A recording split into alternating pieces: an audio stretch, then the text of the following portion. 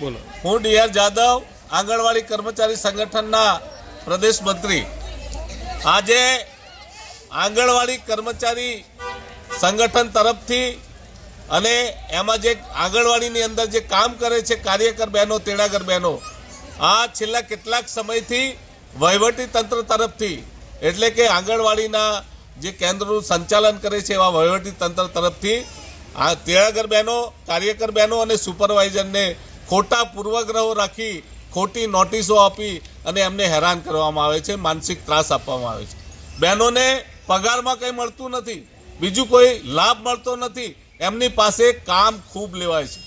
સરકારની જે કુપોષણની યોજના છે, આ કુપોષણની યોજનાને પાર પાડનારી આ બહેનોને ખોટી રીતે હેરાન કરવામાં આવે છે, ખોટી નોટિસો આપવામાં આવે છે અને એમને વગર નોટિસે કોઈ પણ કારણ જણાવ્યા સિવાય આમાંથી એક સુપરવાઇઝર બેન અને એક કાર્યકર બેનને ફરજ મોકૂફીનો આદેશ કર્યો છે.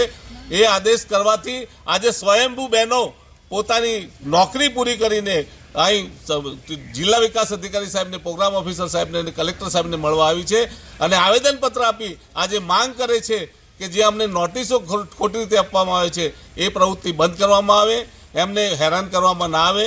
તમારા આદેશ પ્રમાણે અમે કામ કરીએ છીએ, પણ અમને હેરાન કરવાનું બંધ કરો અને જે ફરજ મોકૂફીનો આદેશ કર્યો છે સુપરવાઇઝર બહેનનો, મોદી બહેનનો અને કાર્યકર બહેનનો, એ તાત્કાલિક પાછો ખેંચવામાં આવે. અમે અહીંથી વિનંતી કરીએ છીએ કે ફરીથી વિનંતી કરીએ છીએ કે આ આદેશો પાછા ખેંચવામાં આવે, નહીં તો આવનારા સમયમાં આંગણવાડી બહેનોને એક હડતાલનું યા કોઈપણ પ્રકારનું આંદોલન કરવું પડે એવું કોઈ પ્રકરણ ઊભું ના થાય, એટલા માટે આપને વિનંતી કરીએ છીએ કે આદેશો. હું વણકર જસીબેન રમણભાઈ, હું વગરવાડી કાર્યકર છું.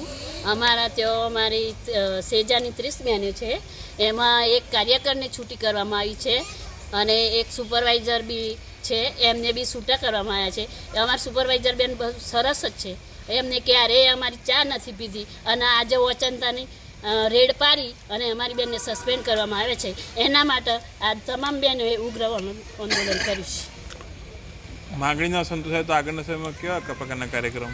જો આ બહેનોને માગણી નહીં સંતોષાય તો આ બહેનો યુનિયન કહેશે તેમ કરશે અને તમામ બહેનો અહીંયા સોમવારથી, આ કાલે નિવારણ નહીં આવે તો સોમવારથી આ બહેનો તમામ બહેનો વગરવાડી પર તારો મારી અને અહીં આવી જશે.